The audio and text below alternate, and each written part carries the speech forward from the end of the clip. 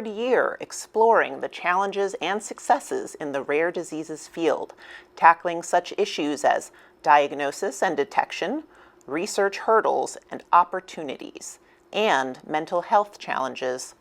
We've also looked at finding solutions and exploring options to improve opportunities for both those researching and living with rare diseases.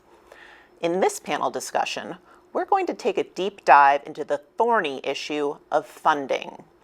Securing funding for healthcare research is rarely easy, but it may be particularly challenging for rare diseases.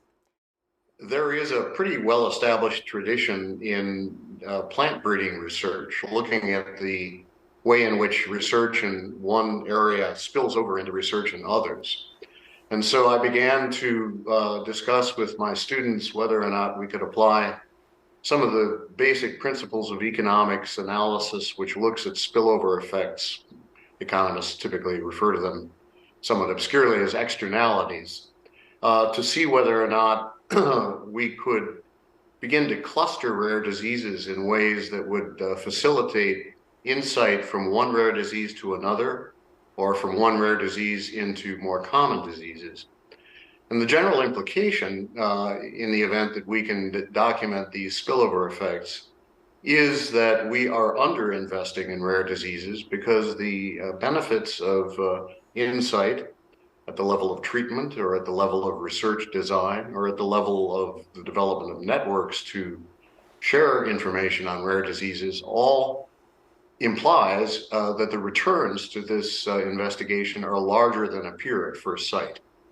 And so this goes directly to the first question you raised about funding gaps and underinvestment. My question or comments actually to Ford would be how we can actually stimulate also the collaboration between the scientists in economics and the scientists, for example, that are working more from the let's say from the biology or medical perspective, because I think that this linkage is still not, let's say, sufficiently established, while the impact of rare diseases or the burden of rare diseases or the economic positive impact, let's say, of the research on rare diseases is still lacking some more concrete numbers. And this is obviously connected also to the data that can be brought in by other types, let's say, of researchers. So in general, the mission of our office, the Office of Orphan Products Development at FDA that I work in, is the evaluation and development of products, so medical devices, drugs, biologics, specifically for rare diseases.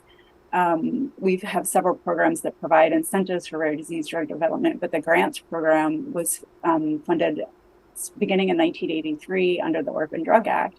And we, again, really provide funding specifically for rare diseases. With the over 7,000 that are known, there are only about a few hundred that have treatments at this point. And so more than 90% of rare diseases still don't have a treatment.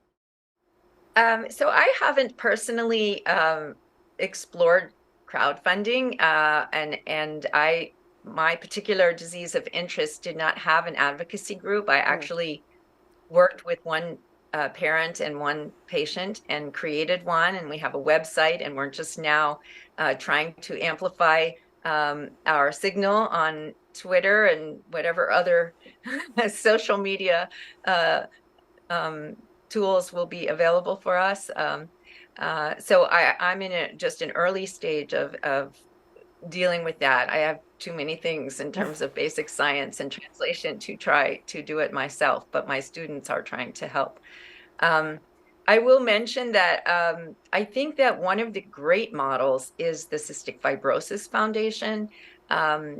They did not, in terms of their awareness raising, they've been a very well-organized group, but they made the decision at some point to partner with the companies that they funded and actually receive some of the financial benefit of a drug that was therapeutically successful in one version of cystic fibrosis for one mutation. And they used the funds that came back from that success to expand their organization as a whole.